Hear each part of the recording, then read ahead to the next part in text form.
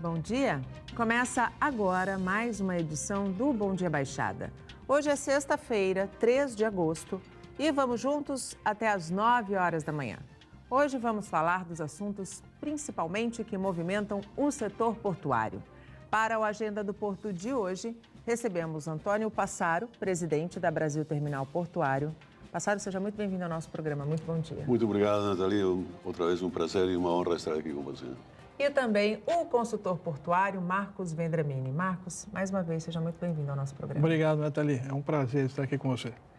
E a partir de agora, você que está em casa ou que está saindo de casa com seu smartphone em mãos, também pode ajudar a fazer este programa, participar, enviar a sua pergunta para os nossos convidados pelo nosso WhatsApp, que é o 13 988 779496, pela nossa fanpage no Facebook, onde já estamos simultaneamente ao vivo, pelo nosso Instagram e pelo nosso Twitter.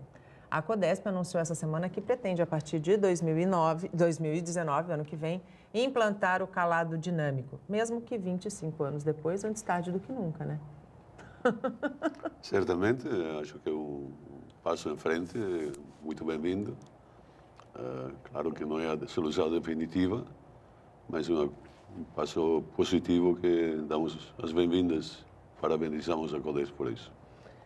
Importante e necessário, né, Marcos? Uma excelente medida da Codesp. Eu acho que é o início do desenvolvimento de um sistema que possa trazer mais progresso, mais desenvolvimento e maiores navios para o Porto de Santos. Por que demorou tanto tempo? Olha, você tem uma parte que é desenvolvimento tecnológico, aceitação por parte das autoridades, né? E o próprio interesse da Codesp, né? E dos órgãos intervenientes, capitania, tudo isso. Quando a gente fala de calado dinâmico, para vocês dois que estão aqui na mesa, é alguma coisa já bem conhecida. Agora, para quem está em casa entender, o que é o calado dinâmico e por que ele é importante? Bom, calado, o que é calado? Você tem a profundidade de um canal, de uma piscina, alguma coisa que seja assim. O calado é a distância entre o fundo do navio e o fundo do canal, ou dessa superfície onde está a água. Então, o calado ele pode ser fixo, como é a norma PIAN, que ela estabelece 10%, um percentual de 10%. O calado dinâmico, ele considera uma série de variáveis, não só aquela profundidade, mas o vento, a geografia do local, a manobra que o navio vai ter que fazer no local, a velocidade que ele vai, porque o navio tem vários movimentos. E aqui nós temos características muito específicas, ao né? longo do canal, né? Então, a velocidade das ondas, então tudo que o navio com tudo que o navio vai interagir nesse percurso dele até o terminal, ou do terminal para fora, é levado em consideração. Então, isso permite um tráfego mais tranquilo, a gente pode dizer assim? Não só mais tranquilo, mas uma maior janela de operação maiores. Uma maior agilidade. Sim. Uma maior agilidade, um maior ganho de produtividade. Ganho de produtividade. A gente pode dizer. Ganho de produtividade. A Codesp, quando anunciou o calado dinâmico, disse que nesse primeiro momento ela pretende arcar com os custos, mas que num segundo momento repassar estes custos para as empresas que forem beneficiadas. A gente tem aí um repasse que foi autorizado pela ANTAQ de quase 17%, um aumento de 17% nas tarifas, que por todas as pessoas que aqui passaram é injustificado, né? Ninguém conseguiu justificar esse aumento da Codesp. Como é que vocês veem essa posição da autoridade portuária de, num segundo momento, repassar este custo? Primeiro, temos que chegar ao fim do primeiro momento. Arcar com o custo? Não, que o calado dinâmico seja um facto. Não é. Ainda tem que ser homologado pela Marinha e ainda vai demorar mais de um ano, possivelmente. Depois, ver quais são os seus custos. Ninguém sabe quais são os seus custos. A Codesp tem a habitude de falar de custos, de repassar custos, sem falar de como se chegam a esses custos, por quê, como, quando e onde. Só pega custo e passa. Então, a gente vai ter que ver e discutir e negociar com a Codesp quais serão esses custos e por que os operadores têm operador. Sejamos honestos. O custo não é pago pelo operador. como eu sempre disse aqui também, o custo é parte de um preço total que... Quem paga é o consumidor. Quem paga o consumidor lá na loja, no shopping. Então, vai aumentar o custo dos produtos que sejam importados e aqueles que sejam exportados. Em outros países onde o calado dinâmico já é adotado, como é esse repasse? A autoridade portuária que arca ou não? Olha, eu não conheço essa particularidade, porque acho que são 20 portos só que usam o calado dinâmico. Mas eu acho que, continuando o que o doutor Passaro comentou, tem mais uma coisa. A CODEF já arrecada, se eu não me engano, mais de 400 milhões por ano de tabela 1. Né? A tabela 1 ela é feita para manutenção da parte aquaviária, ou seja, boia de sinalização, dragagem, não é aprofundamento, é só manutenção do calado. Ela não gasta nisso, ela não gasta esses 400 milhões em manutenção, ela usa esse dinheiro para outras coisas. Então, antes dela pensar em cobrar adicional, ela tem que explicar onde é que... Né? Não, ela tem que explicar onde ela gasta esse dinheiro milhões. Que ela já gasta, que ela já recebe. Porque esse negócio é muito mal aplicado. Ou seja, sobra dinheiro do que ela arrecada da tabela 1, que é a tabela da parte aquaviária, que com certeza pagariam essa instalação, o uso desse sistema. Tranquilamente. Eu não sei quanto é, mas eu falo que dá. Você falou, Marcos, uma coisa muito que chama a atenção. A questão do calado dinâmico é implementado em mais 20 portos no mundo. 20 portos. Eu li acho alguma que coisa. só o Brasil tem mais de 20 portos. Sim. Então, qual é o grande ruído de todo esse calado dinâmico? Eu até agora, a verdade, não entendi. É um passo à frente? Sim. Mas é a solução que realmente é necessária? É uma questão que já é velha, tem 25 anos. Sim. No nosso ambiente isso é antigo. É velho. Me sinto novo por isso. Mas, a verdade, não entendo todo este ruído que se está fazendo sobre o calado dinâmico. É um passo à frente, sim. Mas como é que vai ser feito? Quando? Por quem? Quem vai controlar? Está tudo muito... Não basta só anunciar, né? Precisa pôr em prática. Pondo em prática, Passaro, como o escalado dinâmico beneficiaria as operações da BTP? Dá um certo alívio, digamos, aos armadores pensar que podem usar um pouco mais, um par de centímetros mais. Um par de centímetros, para nós, cada centímetro significa 10 ou 15 mais containers que podemos carregar. Tudo bem, mas quando um navio está sendo carregado em Xangai, que é bastante longe, meu filho morava lá, sei que é muito longe, ele tem que calcular quanto vai ser o calado dinâmico 35 a 45 dias depois, em Santos, com, como bem Marcos disse, ventos, marés, muitas variações, né? Estado do tempo, como é que o prático está nesse momento, qual prático vai ser que decida nesse momento. Eu acho um pouco difícil, não? Porque não é que dá muita segurança. Na exportação, sim. Na exportação, pode ser que nós podemos poupar 2, 3 horas esperando a maré para sair. Porque é dinâmico, pode sair um pouco antes, porque tem um pouco mais de maré. Mas isso também não é calculável. Sim. Então, o armador não pode calcular. Eu vou carregar X... Dia tal, horário tal, porque a maré está mais alta. Está mais alta, não.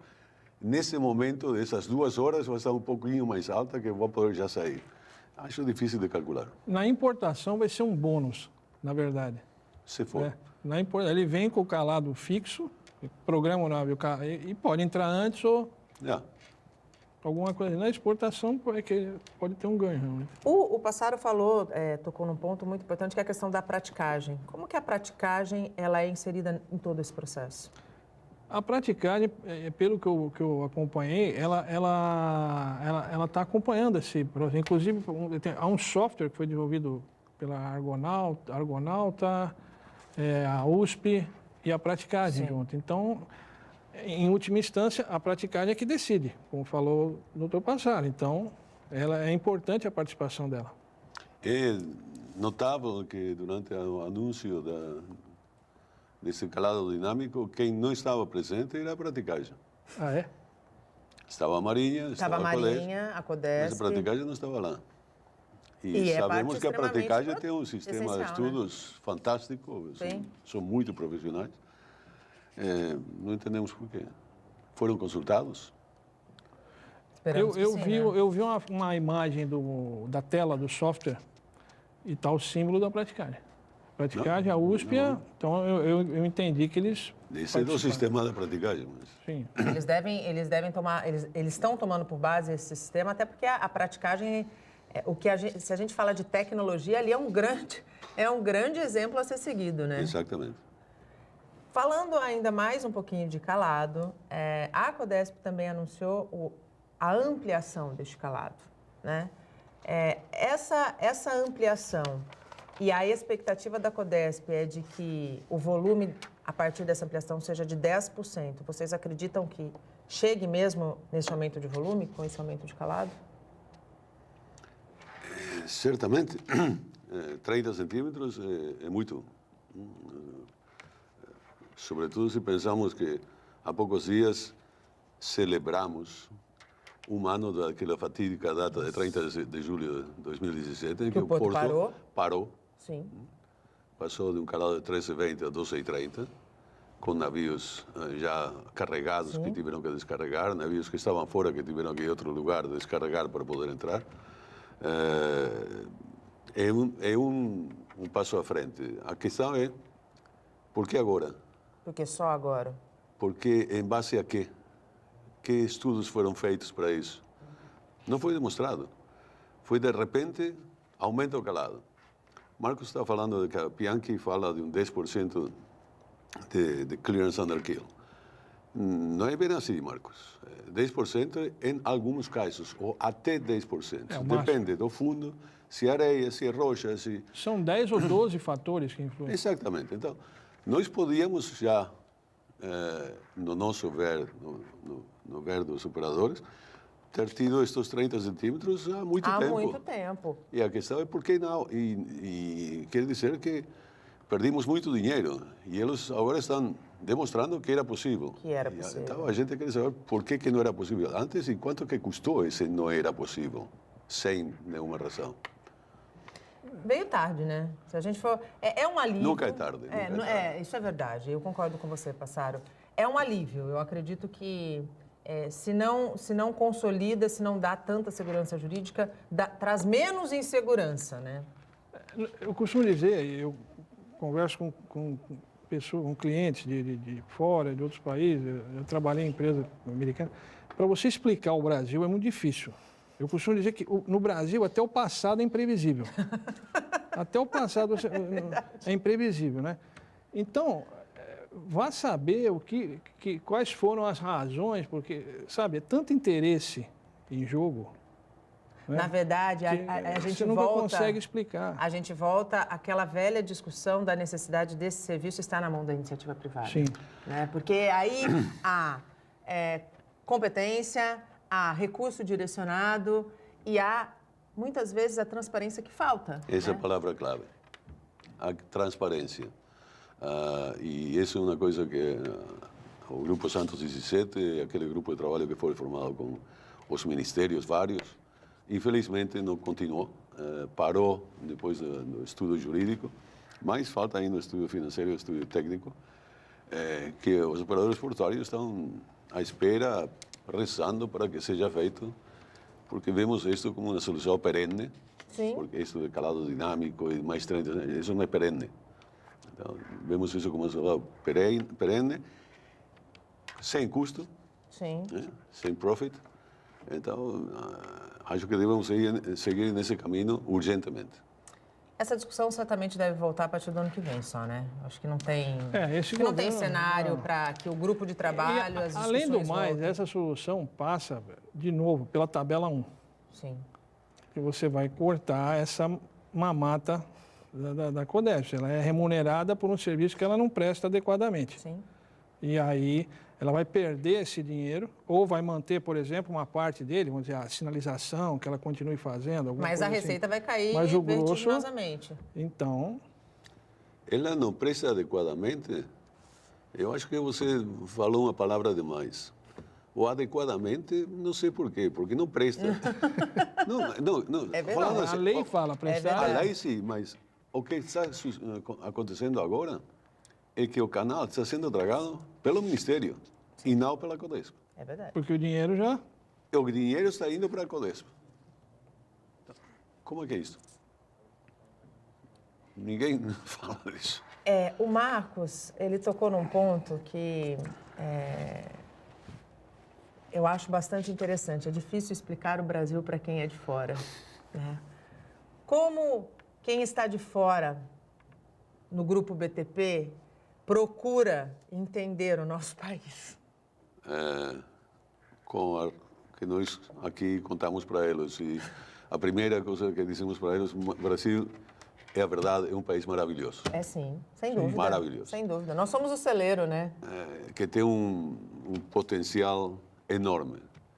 E quando eu era pequenino assim, o Brasil tinha um potencial enorme, era o país do futuro, e hoje continua a ser o país do futuro, muitos anos depois.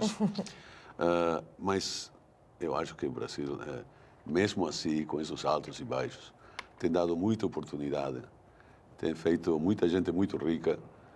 Então, também não é tanto criticar o Brasil, é ver quais são os potenciais e desenvolver esses potenciais de uma forma mais adequada, mais transparente, isso sim, e com segurança jurídica e tributária. Esses dois pilares são o maior anseio de quem, dentro do setor portuário, quer investir no Cais Santista. Eu acho que não só dentro do setor portuário, em todo o setor, o investidor quer segurança jurídica, tributária e, eventualmente, operacional. O Bom Dia Baixada vai para um rápido intervalo. No próximo bloco, a gente segue falando sobre os assuntos que movimentam o setor portuário. Não saia daí. Até já. O Bom Dia Baixada está de volta e o Ministério Público instaurou inquérito para apurar se vereadores do Guarujá gastaram dinheiro público em uma boate de striptease em Brasília. Durante prestação de contas, foi apresentada uma nota fiscal do estabelecimento. O suposto uso irregular do dinheiro teria acontecido durante uma viagem à capital federal em 2015. O Tribunal de Contas do Estado observou um gasto irregular na verba pública de R$ 440 por 3 vereadores de Guarujá na Apple's Night Club, uma boate de Brasília. 3 vereadores da Comissão de Assuntos Relevantes da Câmara de Guarujá participaram das despesas na casa noturna. Mário Lúcio da Conceição, do PR, Walter dos Santos, do PSB e Givaldo do Açougue, do PSD. Nenhum deles, no entanto, assumiu a despesa. Os políticos preferiram atribuir os gastos à comissão que buscava recolher impostos sobre a movimentação de navios para o município.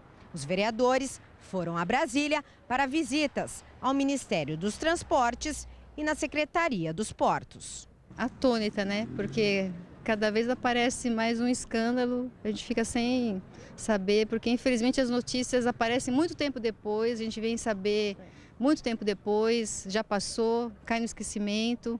Vocês, como jornalistas, podem nos ajudar com isso, trazendo à tona esses fatos e nos trazendo o nome dessas pessoas, né? Os gastos foram realizados na noite de 14 de abril de 2015. Em nota, a Câmara de Guarujá disse que os vereadores estiveram na casa noturna apenas para se alimentar. O site da boate expõe mulheres seminuas. A gente se sente bem indignada, né, com essa situação. Porque o dinheiro que era para ter sendo usado em outras coisas estão sendo usado para benefício próprio, né? Um absurdo, né? Situação que já está o país, a cidade, gastar dinheiro com isso é brincadeira, né? Tanta saúde que precisa, educação, e isso a gente não vê aqui no nosso município, né? Que poderia ser uma cidade maravilhosa, e pena que esses políticos corruptos, eles fazem esse tipo de situação e por detrás da gente, né? O município está muito ruim, está uma situação muito difícil, mas a gente fica muito chateado porque pessoas que devem zelar para o nosso município estão fazendo isso com a gente. É por isso que no dia 7 de outubro, você tem uma arma extremamente importante nas mãos. Está na hora de fazer uma faxina no nosso Congresso, na nossa Assembleia, no nosso Senado, na nossa presidência, porque só assim a gente vai conseguir mudar essa realidade. É um verdadeiro absurdo. apresentaram uma nota, porque essa nota existe, R$ 440, está lá na prestação de contas, e os 3 vereadores envolvidos, ninguém sabe, ninguém viu. Bom que o Ministério Público fique em cima e que, se comprovado o gasto público de maneira irregular, sejam responsabilizados por uma ação de improbidade administrativa. E voltamos com os nossos convidados. Participam do Agenda do Porto, Antônio Passaro, presidente da Brasil Terminal Portuário, e o consultor portuário, Marcos Vendramini. Você pode participar do nosso programa, fazer sua pergunta para os nossos convidados, pelo nosso WhatsApp, que é o 13988779496, pela nossa fanpage no Facebook, eu estou aqui com a fanpage aberta, estamos esperando a tua participação, pelo nosso Instagram e pelo nosso Twitter. Aliás, tem pergunta, pode pôr na tela, por favor? É a Célia Novaes, de São Vicente. A batimetria é parte importante quando falamos de calado. A periodicidade de aferição de 3 em 3 meses supre a necessidade que temos aqui? Olha, a periodicidade, até onde eu conheço, ela é muito em função do regime de chuvas, porque as chuvas carregam sedimentos, né, da quantidade de rios que entram no canal. Então, eu creio que tem uma variação nisso. Você tem muita chuva, período intenso de chuva, carrega muito sedimento, então você vai ter mais sedimento depositado no canal. Se você tem menos chuva, então eu não creio que se possa afirmar de 3 em 3 categoricamente. Pode ser que precise mais frequentemente ou menos frequentemente. Então, depende muito do regime do clima e do tipo de canal. E, aliás, o nosso clima tem mudado com grande frequência. Por isso que a gente volta na discussão que finalizou o bloco. Se tiver na mão da iniciativa privada, certamente esse serviço é realizado quando for necessário. Da batimetria? Sim. Sim, claro. Estou totalmente de acordo com o Marcos. Não? Isso depende do tempo. Sabemos, por experiência e por estatísticas, que entre maio e outubro é um período onde tem mais sedimentação, então precisa mais dragagem e, portanto, mais batimetrias. Mas isso é normal. Navios maiores. A gente fala que o Porto já recebeu e vai começar a receber navios maiores com mais frequência. Esses anúncios de calado dinâmico, de aumento de calado, eles são importantes num momento como esse? Claro que sim, claro que sim. Eles ajudam a formar uma mentalidade nos armadores internacionais que o Porto está realmente desenvolvendo e querendo fazer coisas. Ajudam, mas não é a solução final. Como falamos antes, o armador que está carregando aquele navio lá em Xangai tem que ter uma segurança de que quando o navio chega a qualquer hora, em qualquer momento, vai entrar e ser operado. Não vai acontecer o que aconteceu no ano passado, há um ano atrás. Por favor, isso são datas fatídicas que temos que e deixar para trás. Navios maiores, sobrevivência do Porto, né? Sim. Há um limite. Vai haver um limite em função da largura do canal e da profundidade, mas eu acho que nós ainda temos muito a crescer. Os portugueses têm muito a avançar nessa. Do ponto de vista de qualificação profissional, porque quando a gente fala de navios maiores, é óbvio que existe uma estrutura muito maior que está envolvida em todo esse processo. Do ponto de vista de qualificação profissional, na tua opinião, quais são as lacunas que precisam ser resolvidas? Olha, eu acho que aí até o doutor Passaro pode falar com muito mais propriedade, a pessoa mais qualificada até para responder isso, como presidente do terminal. Mas acho que toda a cadeia ganha, né? Toda a cadeia logística vai ganhar. Você tem uma maior movimentação, você vai ter provavelmente mais funções, talvez até o container não possa absorver menos, mas talvez outras cadeias, os grãos, o líquido possa absorver mais, né? Gira toda uma cadeia econômica, né? Certamente. É um efeito dominó, natural. E do ponto de vista de qualificação profissional, Passaro, que lacunas, na tua opinião, ainda precisam ser resolvidas, preenchidas? Porque a gente vê, por exemplo, os terminais investem muito, né, na qualificação profissional, investem muito em tecnologia, mas quando a gente compara os investimentos da iniciativa privada com os investimentos da gestão pública, há um distanciamento muito grande, quando os dois deveriam estar integrados para que o resultado final fosse o desejado, né? Isso mais que nada porque a iniciativa privada investe proativamente e a iniciativa pública, sempre, em qualquer parte do mundo, é reativa. Nós prevemos as coisas e investimos para quando chegue o ônibus, estar prontos para pegar. A iniciativa pública trabalha diferentemente, mas isso em toda parte do mundo. Sim, não tem sim. nada. Até porque é o perfil, né? É o perfil. É o perfil. Mas eu acho que, enquanto a qualificação profissional, no Brasil não tem nada a desejar de ninguém. Tem ótimos profissionais. Tem que parar de se sentir patinho feio, né? Tem que ser um pouco mais transparente, outra vez, o que dissemos antes. Né? Ser transparente, fazer as coisas planejadas e não reativamente. Mas qualificação profissional, não vejo nenhum problema. Falar de investimento em outros modais, porque a gente fala que sempre, e a sensação, eu acho que eu discuto, assim como discuti dragagem por quase esse 1 ano e meio que estou à frente do programa, a necessidade de investimentos em infraestrutura. E a gente já sabe muitos caminhos. No entanto, a gente fala e não vê a coisa acontecendo. A sensação é de que a gente está ficando para trás e não avançando num momento em que a gente está recebendo navios maiores, que precisa ter investimentos. Por que é tão difícil que essa integração, que já é tida como uma saída, aconteça de fato? Bem, é vontade política de novo?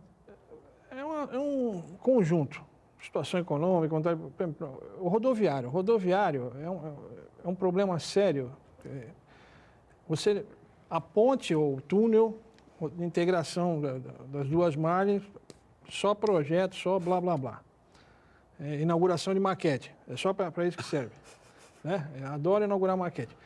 Então, a parte rodoviária, se você for analisar via Anchieta, no sentido Baixada, eu fiz um estudo já com vários terminais no Brasil, vários portos no Brasil inteiro, saiu inclusive na Exame, em 2012, ranqueando os principais portos.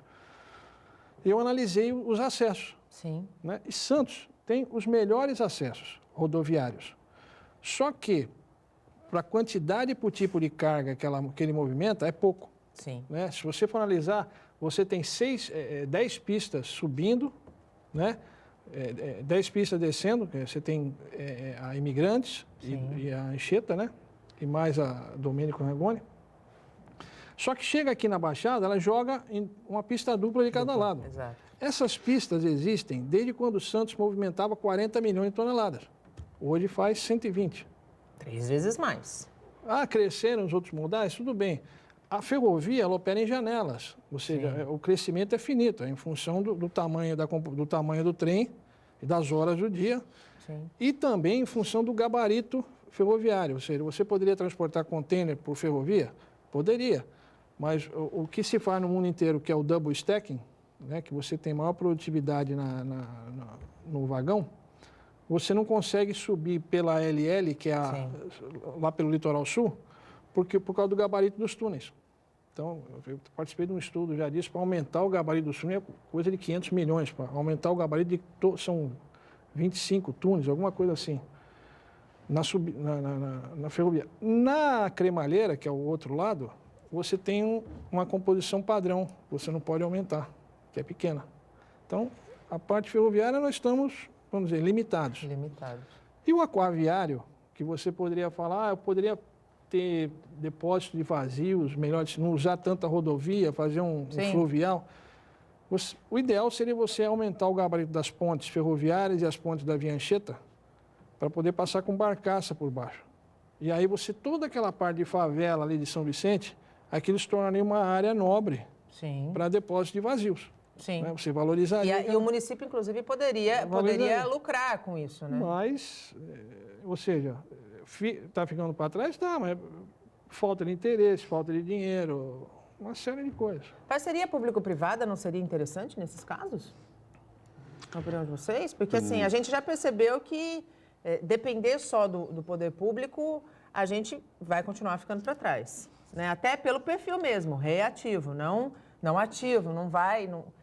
Eles conhecem o problema, mas eles não enfrentam o problema. Se eles puderem ir deixando para debaixo do tapete, eles vão deixando. Só que a gente está chegando num momento em que a poeira está ficando, né, está começando a aparecer por debaixo desse tapete. E isso está impactando na competitividade do porto. Vai tropeçar no tapete daqui a pouco. Daqui a pouco vai tropeçar no tapete. Eu acho que a parceria público-privada é muito interessante em muitos casos.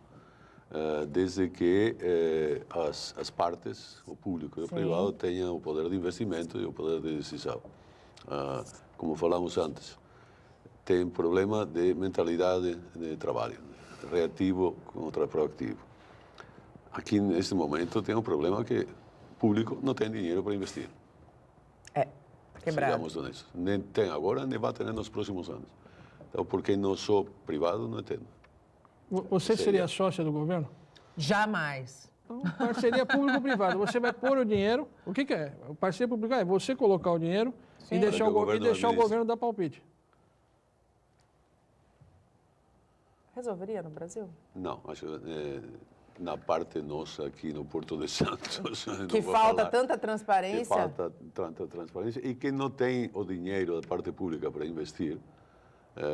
Acho que é muito mais fácil dar à iniciativa privada, que tem o dinheiro, tem a vontade, tem a capacidade de investimento, a capacidade de administração, pode ser.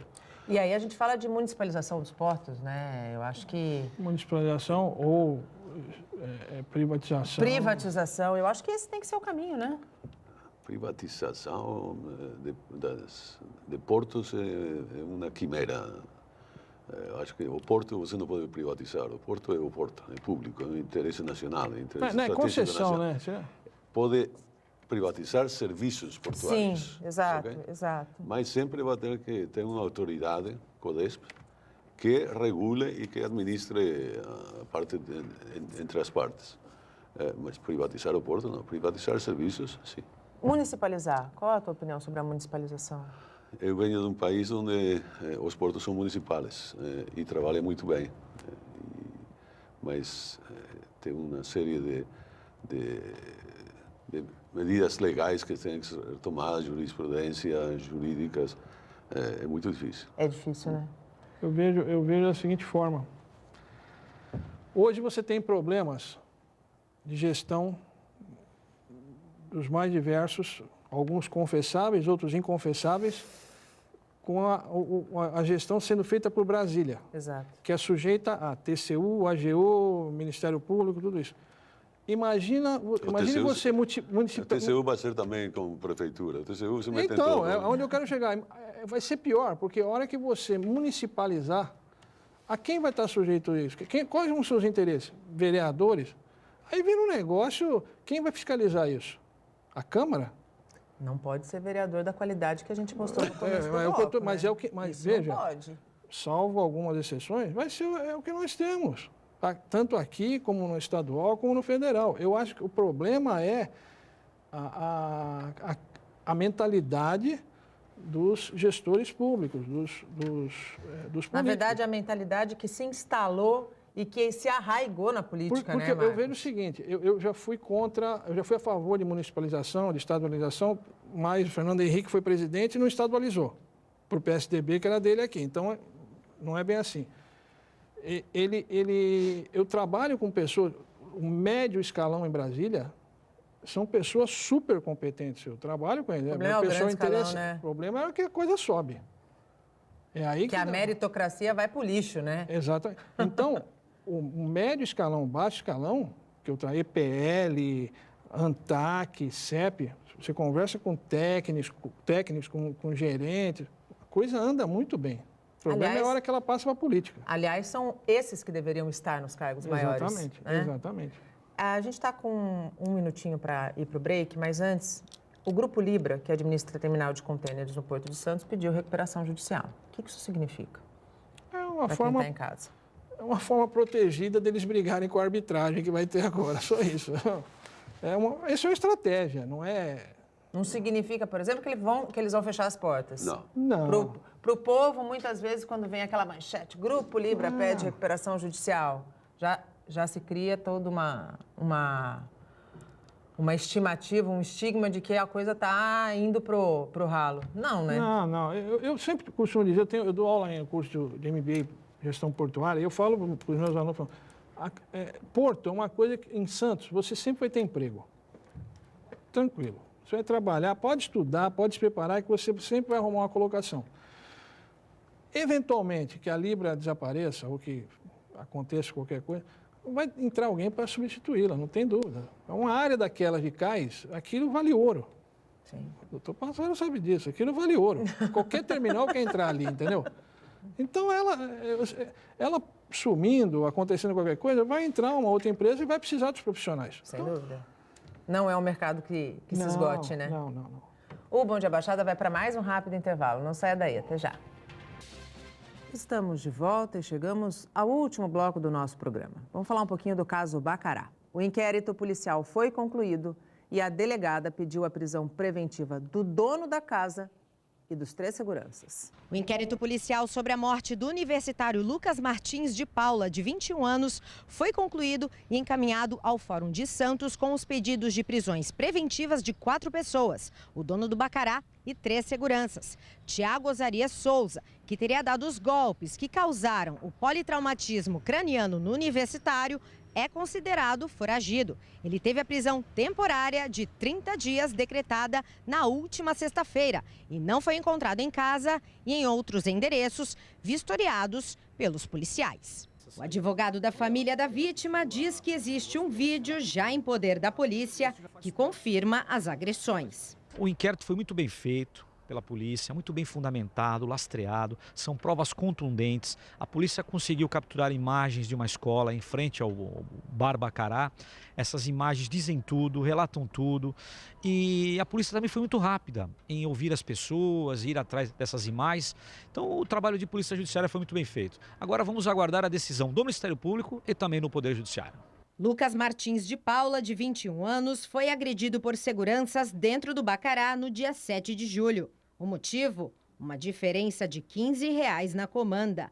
Uma bebida já comprovada que ele não consumiu. O jovem ficou internado por 22 dias na Santa Casa de Santos antes de morrer no último domingo. A casa noturna teve as atividades paralisadas porque no dia seguinte à agressão, fiscais da prefeitura vistoriaram e encontraram irregularidades. Entre elas, o fato do local ter entrada pela Avenida Epitácio Pessoa e saída pela Rua Oswaldo Cochrane. Sabe uma boa sugestão? Já demos o nome de todos os envolvidos que foram indiciados por homicídio, provavelmente vão ter qualificadoras e, se condenados, podem ficar até 30 anos presos. Uma boa sugestão para o segurança que foi responsável pela morte do Lucas, que agrediu o jovem covardemente. Mostrem a foto dele. Já temos o nome. Vamos buscar a foto, porque se ele não está aqui, quanto mais essa notícia for propagada com o rosto dele, mais fácil fica para a polícia encontrar e prender este covarde. E voltamos com os nossos convidados. Participam do Agenda do Porto, Antônio Passaro, presidente da Brasil Terminal Portuário, e o consultor portuário Marcos Vendramini. Você ainda pode participar do nosso programa, fazer sua pergunta para os nossos convidados. Eu estou aqui com o nosso Facebook aberto. Quero agradecer a audiência da Catarina Apolinário, do Sérgio Soares, estão acompanhando aqui os nossos debates. Você também pode enviar a sua pergunta, como fez a nossa telespectadora no bloco anterior, também pelo nosso WhatsApp, pela nossa fanpage, pelo nosso Instagram e pelo nosso Twitter. Questões que envolvem o Porto de Santos, o Guarujá e Santos agora vão poder ser tratadas de uma maneira mais próxima.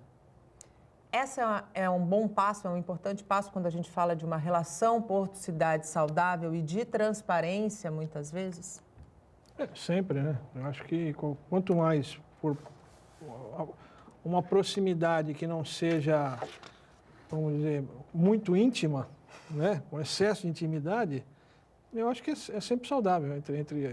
Institucionalmente seria uma atitude muito boa. Na opinião de vocês, o que precisa ainda ser corrigido para que essa relação seja efetivamente saudável? Porque a gente vê algumas atitudes, algumas ações, mas a gente ainda vê uma animosidade muito grande quando a gente fala de relação porto-cidade. Não é o ideal, está longe do ideal, aliás. Muito longe do ideal. Como privados, temos tentado muita coisa, fazemos muita coisa pela cidade.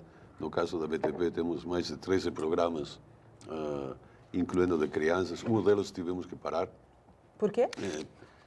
Porque não tivemos a segurança necessária da cidade de que as coisas seriam feitas da forma adequada. Botamos isso em stand-by e vamos a retomar o ano que vem. Aquele programa BTP Educa que eu adoro, porque quando eu vou entregar os prêmios às crianças, sempre digo, momento Mastercard, né, impagável, a carinha das crianças. Mas, infelizmente, não tivemos o apoio necessário, estamos agora procurando soluções alternativas. Vemos que a cidade, tanto um pouco como a Codespo, não nos vê como um parceiro, mas nos vê como uma vaca leiteira. Não? Então, Sim. Nos veem com aumentos de ISS em 60% de um dia para outro, no meio do ano do financeiro, ou IPTU. Ao mesmo tempo te cobram ISS que custa milhões e milhões, mas ao mesmo tempo vem a procurar patrocínio de 200 mil reais para a festa da cidade. Então, estamos um pouco fastidiados com essa questão. A Codespo é o mesmo, né? Aumenta as tarifas de 16% no meio do ano, não se pode prever. Então, tem que ter uma relação um pouco mais aberta e com mentalidade de parceria. Sim. O que os privados, operadores portuários, no nosso caso, e no caso daqueles na Supesp, posso assegurar, tem muito desejo de fazer. Até porque é fundamental, né? Como o Marcos disse, o Porto é um grande gerador de empregos, é um grande gerador de divisas para a região e para o país, né? A gente está falando de um terço da nossa balança comercial. Nós empregamos diretamente, entre direto e indireto, mais de 2.500 pessoas. São 2.500 famílias. 2.500 famílias. Multiplica isso por pelo menos 4 pessoas, vê quantas pessoas dependem. E a gente está falando de um terminal. De um terminal. De um terminal. Então, eu acho muito importante que a cidade veja o que está fazendo para poder trabalhar em conjunto para melhorar a situação de todas essas famílias e da cidade em geral. O impacto desses aumentos de impostos, como é que foi absorvido, porque teve que ser absorvido a Fórceps mesmo, né? Como é que foi absorvido no caso da BTP? Nós tivemos que absorver e vamos ter que orçamentar isso ano que vem, de alguma forma, recuperar. Até porque o orçamento começa a ser montado daqui a pouco, né? Aqui já estamos trabalhando nisso. E o setor espera que não venha nenhuma surpresa depois de orçamento fechado, né? Não. Sempre, esperemos que quando fechamos o orçamento em novembro, que depois em junho não venha outra espada de Damocles. Até o passado é imprevisível novamente, né? Como é que você vai prever o futuro, pô? Infelizmente, nosso tempo acabou. Passaro, muito obrigado pela tua participação. Sempre um prazer tê-lo aqui na bancada. Engrandece os nossos debates. Muito obrigada mesmo. Obrigado, senhor. É um honor estar aqui e sempre à disposição. Marcos, mais uma vez, muito obrigado por me ajudar a conduzir os debates de hoje, com as tuas posições, com as tuas colocações, com as informações, para que a gente consiga contribuir da nossa maneira com a maior ferramenta que nós dispomos hoje, que é a informação, né? Para que o telespectador possa também se empoderar disso e se envolver um pouquinho mais, né? Nas questões que envolvem o Porto de Santos. Eu que agradeço, Natalia, é sempre um prazer participar do seu programa. O Bom Dia Baixada fica por aqui. Você pode ficar bem informado sobre tudo o que acontece na região e no mundo acessando o Santa Portal. Não esqueça de curtir a nossa fanpage no Facebook, nossa página no Instagram e no Twitter. Eu volto na segunda-feira, às 8 horas da manhã. Bom fim de semana!